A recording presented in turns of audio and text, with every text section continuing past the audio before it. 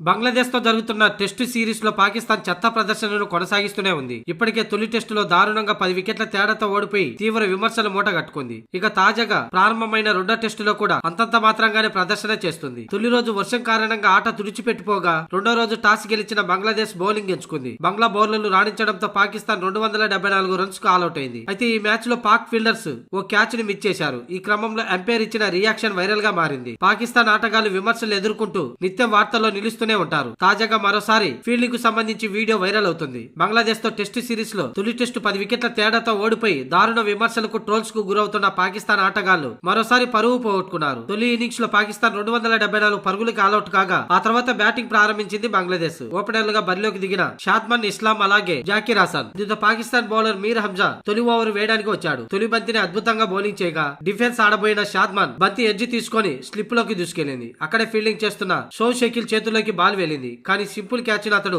అందుకోలేకపోయాడు. అయితే ఆ ball miss కాగా పక్కనే ఉన్న ఆయిమ్ సైతం అందుకునే ప్రయత్నం చేశాడు, కానీ అక్కడ మిస్ అయింది. ఇక మూడో ఫీల్డర్ గా క్యాచ్ పట్టడానికి ట్రై చేసినా ఫలితం లేకుండా పోయింది. దీంతో ఒక్క క్యాచ్ ను అవకాశం వచ్చిన ముగ్గురు ఫీల్డర్లు అందుకోలేకపోయారు. ఇక ఇది చూసిన ఎంపైర్ రిచర్డ్ కెటిల్ బారోకి అక్కడ ఏం జరిగిందో అర్థం కాలేదు. ఈ క్రమంలో అతడు ఇచ్చిన రియాక్షన్ వైరల్ గా మారింది. దీంతో పాకిస్తాన్ చెత్త ఫీల్డింగ్ పై మరోసారి విమర్శలు గుప్పిస్తున్నారు క్రికెట్ లవర్స్. ఇలా క్యాచ్ ని మిస్ చేయడం ఒక పాకిస్తాన్ ఆటగాళ్లకే సాధ్యం అంటూ కామెంట్ చేస్తున్నారు.